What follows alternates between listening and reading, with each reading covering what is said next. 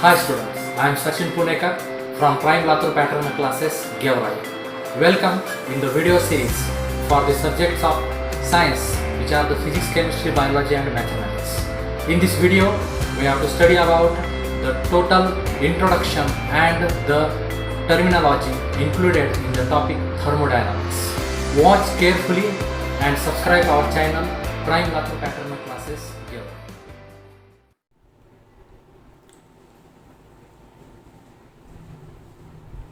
Hi student, today in this video we have to study about the very new topic, a basic topic of the physical chemistry related with the heat section, that is the chemical thermodynamics and energetics. About this topic is related with the heat section and included in the CBSE, that means NCERT, in the 11th standard, and in case of state board it is included in the 12th syllabus. But other than that, a very similar topic in the NCERT and state board. There is a little difference that also we have to discuss. And also a very important information about this topic is most of the part of this topic is included in the heat section of the physics also.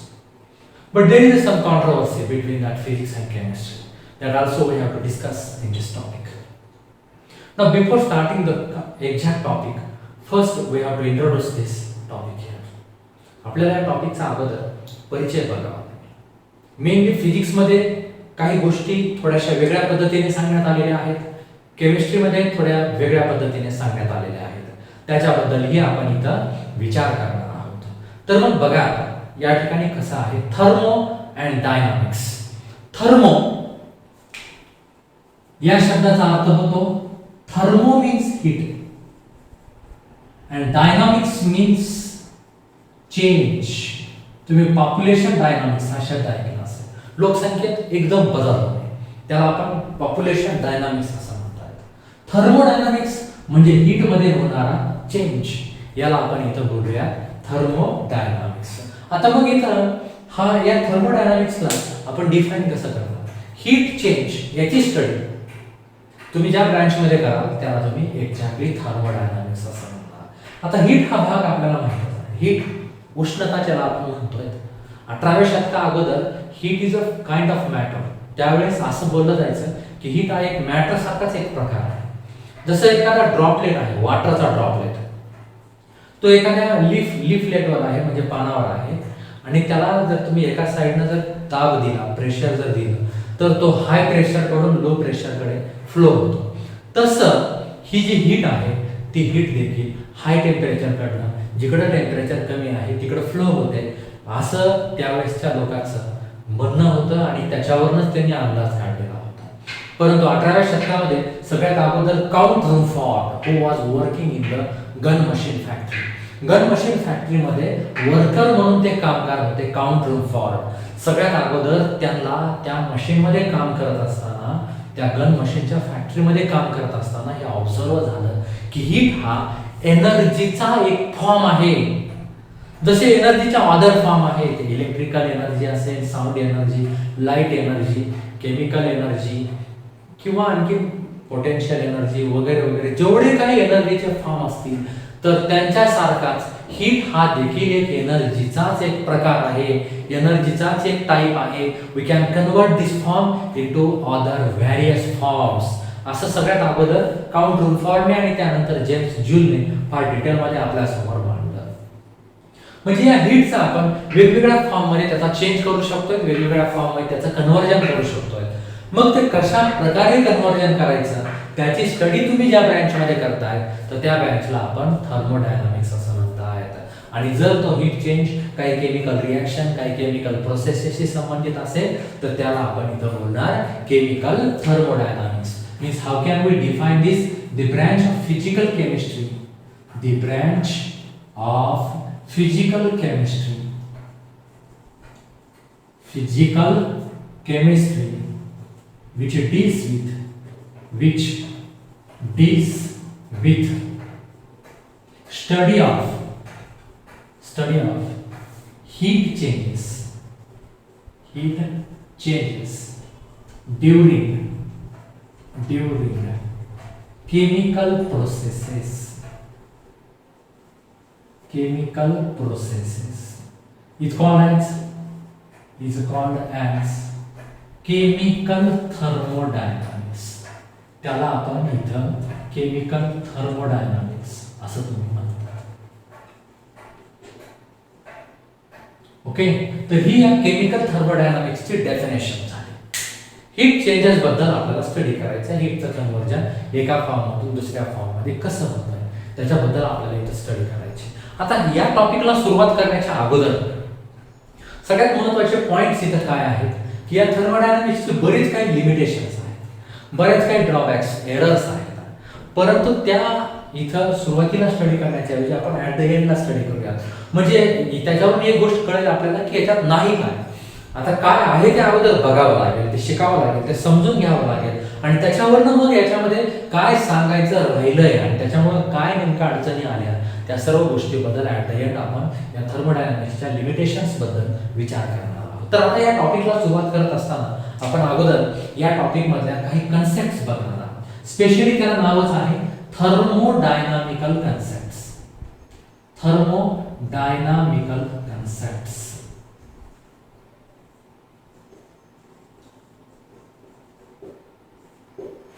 त्याच्यामध्ये number first system. आता काही महत्त्वाच्या अशा concept आपण या ठिकाणी बघणार आहोत म्हणजे ज्या थर्मोडायनामिक्स मध्ये स्पेशल काही गोष्टीसाठी यूज केले जातात ते शब्द. जे आता डे टू डे लाईफ मध्ये सिस्टीमचा अर्थ पद्धत होतो, पण इथे त्याचा तसा अर्थ नाही. थर्मोडायनामिक्सने काही वेगळा करण्यासाठी असे बरेच शब्द यूज केलेले आहेत, तर त्याला आपण इथं थर्मोडायनामिकल कन्सेप्ट असं आपण इथं म्हणतो. तर मग बघा आता पहिला जो वर्ड आहे, पहिलं जे टर्मिनॉलॉजी आहे, टर्म आहे, that is the system. Now what is the system? System is the part of universe. बघा आता मी डेफिनेशन अगोदर लिहितोय मग एक्सप्लेन करतो. Part of universe under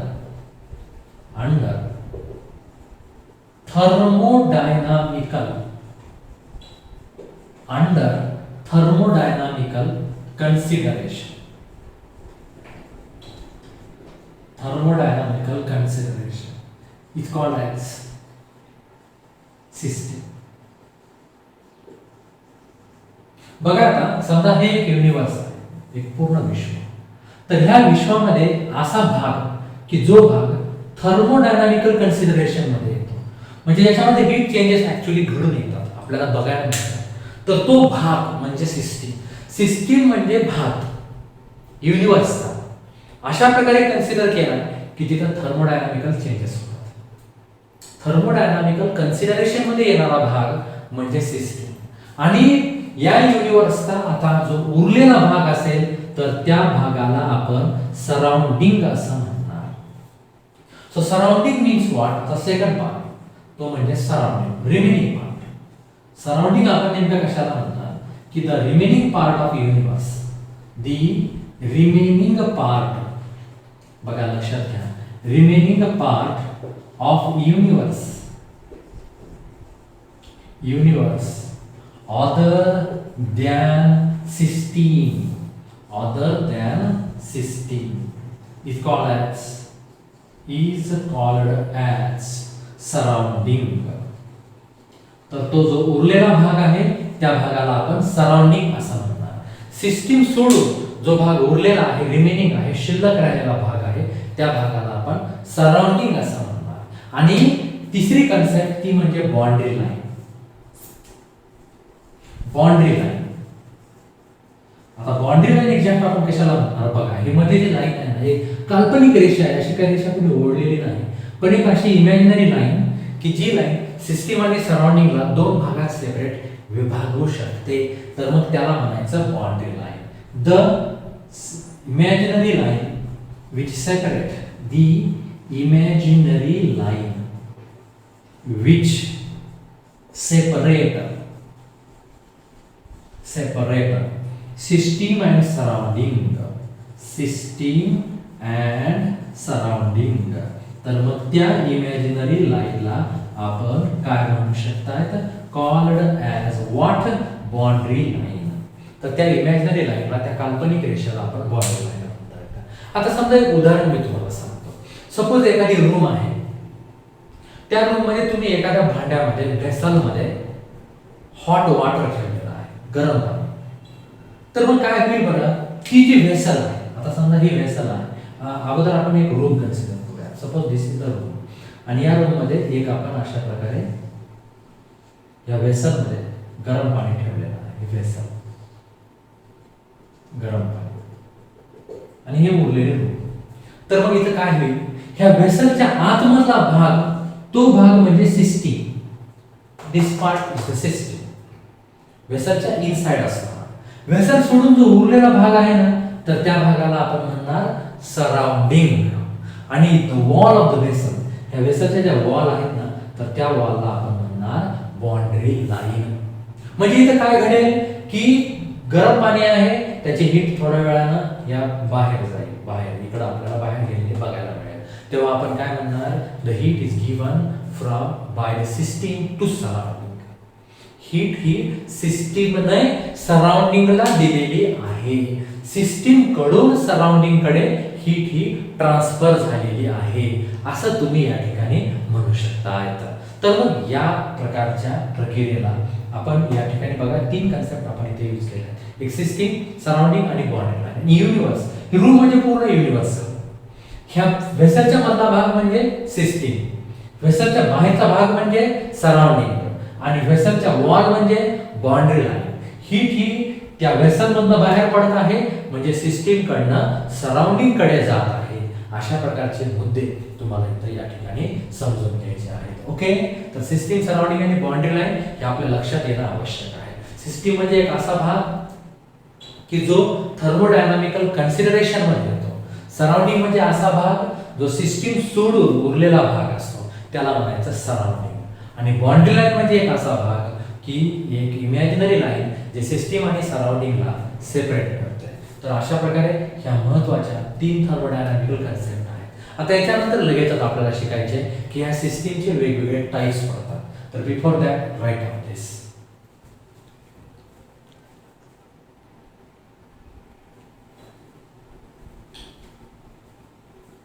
Types of system. Now, on the basis of exchange of energy and matter, on the basis of exchange of काय काय बरं, energy and matter with surrounding. कुणासोबत एक्सचेंज करायचे, surrounding सोबत. काय काय, energy आणि matter. कसं ते आपण शिकणार आहोत. Exchange of energy and matter with surrounding, comma system has 3 types. या सिस्टीमचे 3 प्रकार पडतात. किती प्रकार? 3. किती प्रकार पडतात याच्यावर क्वेश्चन विचारला जाऊ शकतो. So on the basis of exchange of, exchange म्हणजे देवाणघेवाण. कशाची? एनर्जी अँड मॅटरची. कुणासोबत? सराउंडिंग सोबत. तर ह्या सिस्टीमचे 3 प्रकार पडतात. काय काय एक्सचेंज करू शकतात त्याच्यावर याचे 3 प्रकार. So first type is the open system. पहिला प्रकार आहे ओपन सिस्टीम. आता बघा काय काय एक्सचेंज करू शकतात. म्हणजे एनर्जी एक्सचेंज करू शकतात का, मॅटर करू शकतात का, दोन्ही करू शकतात का, दोन्ही करू शकत नाहीत. तर याच्यावरनं काही गोष्टी शक्य आहेत तर काही शक्य नाहीत. तर त्याच्यावरनं याचे 3 प्रकार पडतात. तर पहिला आहे open system. Open system means the system which exchange both energy and matter, energy and matter with surrounding. जी सिस्टीम सराउंडिंग सोबत दोन्ही एक्सचेंज करू शकते, एनर्जी पण आणि मॅटर. तर मग त्या सिस्टीमला आपण काय म्हणणार आहात, ओपन सिस्टीम असं तुम्ही इथं म्हणताय. म्हणजे बघा इथं या ठिकाणी कसं आहे, ही आहे एक ग्लास वेसल. याच्यामध्ये तुम्ही इथं हॉट वॉटर घेतलं,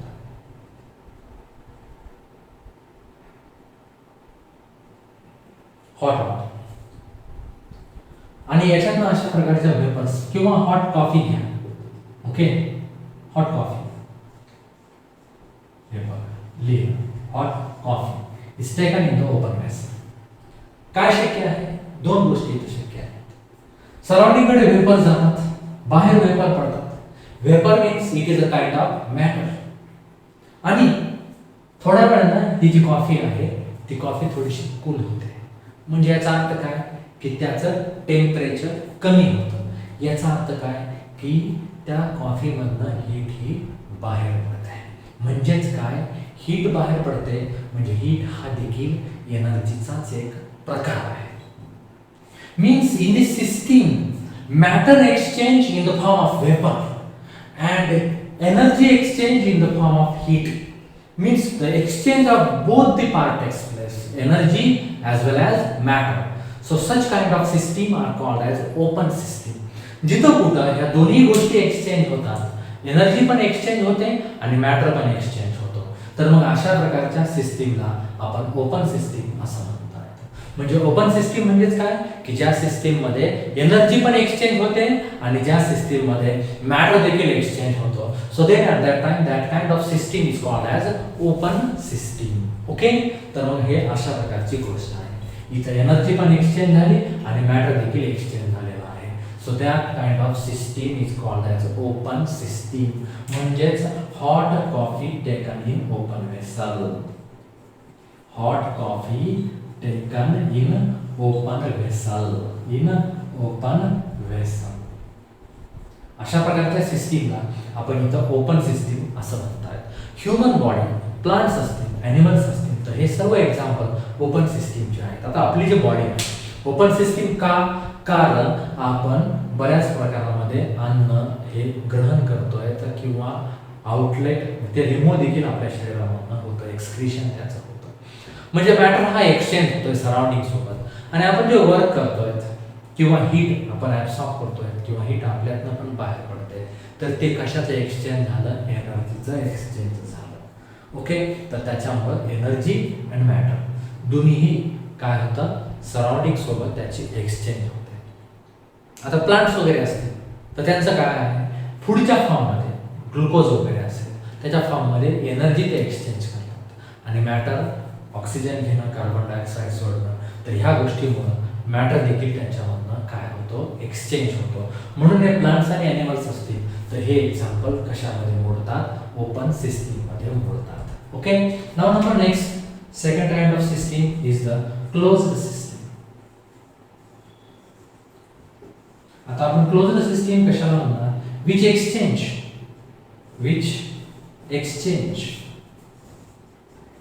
okay, which exchange only energy but not matter with कशा सोबत बरं? सराउंडिंग सोबत. जे एनर्जी एक्सचेंज करू शकतात पण मॅटर एक्सचेंज करू शकत नाहीत सराउंडिंग सोबत, तर मग तशा प्रकारच्या सिस्टीमला आपण म्हणणार आहात क्लोज्ड सिस्टीम. आता समजा एक्झाम्पल जर आपण बघितलं, so the example is like दिस.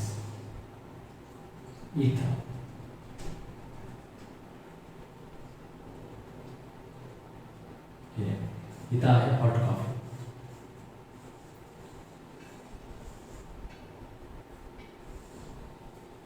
आणि याच्यावर आपण अशा पद्धतीने झाकण टाकलेलं आहे, कव्हर केलेलं आहे. त्याला हॉट कॉफी आहे आणि याच्या ह्या वेपर्स आहेत. आता बघ बघा इथे काय होत आहे की वेपर्स अडवल्या जातात कारण क्लोज्ड आहे. वेपर्स तिथनं बाहेर पडत नाहीत. म्हणजेच सराउंडिंगला मॅटर दिला जाऊ शकणार नाही. पण काय? रेडिएशनच्या फॉर्ममध्ये हीट मात्र रिमूव्ह होते. म्हणजेच ही सिस्टीम सराउंडिंगला एनर्जी मात्र देऊ शकते. म्हणजे या सिस्टीम मध्ये एनर्जीचा एक्सचेंज होतो पण मॅटरचा एक्सचेंज होत नाही. तर जिथे जिथे ह्या गोष्टी आपल्याला बघायला मिळतील की फक्त एनर्जीच एक्सचेंज होते पण मॅटर एक्सचेंज होऊ शकत नाही, तर अशा प्रकारच्या सिस्टीमला क्लोज्ड सिस्टीम म्हणतात. म्हणजे जिथे कुठं असतो क्लोज्ड शब्द क्लोज केलं क्लोज, तर मग मॅटर एक्सचेंज होऊ शकणार नाही. फक्त तिथं काय एक्सचेंज होऊ शकेल, एनर्जी एक्सचेंज होऊ शकेल. तर मग अशा प्रकारच्या सिस्टीमला क्लोज्ड सिस्टीम म्हणणार. Means hot coffee is taken in the closed vessel, in the closed cup, so that is called as what, or that is an example of closed system. Number next, in that number third is the isolated system. Isolated system. आता open system मध्ये दोन्ही exchange झालं, closed मध्ये energy exchange झाली पण matter नाही. आता इथं मात्र काय होतं, which exchange neither energy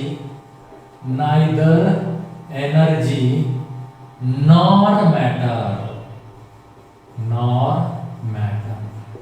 म्हणजे जे एनर्जी पण एक्सचेंज करत नाहीत आणि मॅटर देखील एक्सचेंज करत नाहीत. तर मग अशा प्रकारच्या सिस्टीमला आपण आयसोलेटेड सिस्टीम असं म्हणता येतं. म्हणजे बघा इथे जर एक्झाम्पल घ्यायचं म्हटलं तर आपण अशा पद्धतीने एक्झाम्पल घेऊ शकता. So let us take a thermos flask.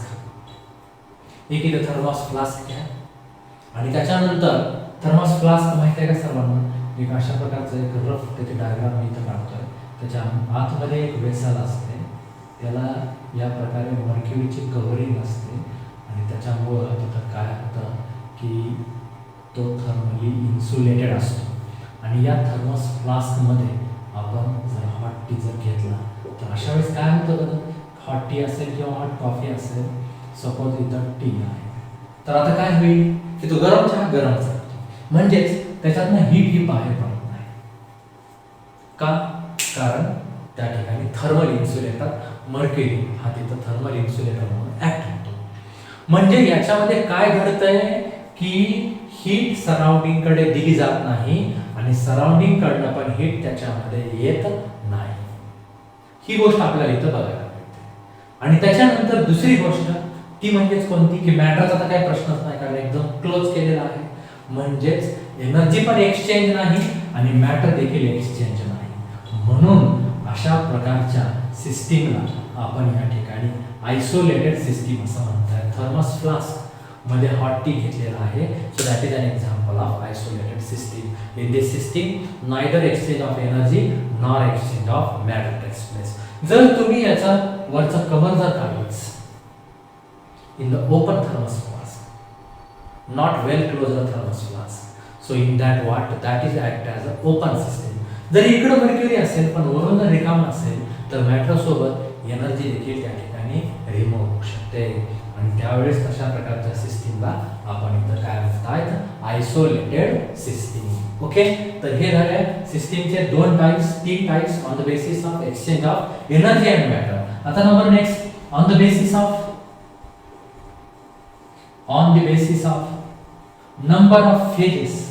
number of phases, comma system has two types. या सिस्टीमचे दोन प्रकार होतात, two types dash. दोन टाइप्स कोणते? Number first is called as homogeneous system and second is the heterogeneous system. homogeneous system आणि heterogeneous system. आता बघा phases, phase means it is a layer of matter. एक पदार्थाचा एक लेयर आहे, layer of matter which is a physically distinct, chemically homogeneous and mechanically separable. So that layer of matter is called as a phase. समजा रॉकेल आणि water, kerosene आणि water पाणी, आपण जर त्याचं मिक्सचर घेतलं तर केरोसिन टॉप साईडला राहतं, वॉटर खालच्या साईडला राहतं. दोन्हीची स्टेट लिक्विड आहे पण लेयर डिफरंट आहे. जिथं केरोसिन आहे तिथं पूर्णपणे फिजिकली तो डिस्टिंक्ट आहे, तंतोतंत दिसायला एकदम सेम आहे. केमिकली सगळीकडे मटेरियल हे केरोसिनचं आहे आणि मेकॅनिकली आपण ते सेपरेट पण करू शकतो. तर अशा प्रकारच्या मॅटरच्या लेयरला आपण फेज म्हणतोय. तर त्या सिस्टीममध्ये किती फेजेस आहेत त्याच्यावरनं याचे दोन प्रकार होतात. एक म्हणजे होमोजेनस. होमोजेनस म्हणजेच काय की which contain only one phase. The system which contains only one phase, किंवा आपण इथं काय म्हणू शकताय which is uniform throughout. जी सिस्टीम पूर्णपणे एकसारखी राहते तर त्याला म्हणायचं homogeneous system. Example mixture of two or more soluble substances, two or more soluble substances, दोन किंवा अधिक सबस्टन्सेस जर सोल्युबल असतील आणि त्यांचं जर तुम्ही मिक्सचर घेताय तर मग ते झालं एक्झाम्पल ओपन सिस्टीमचं.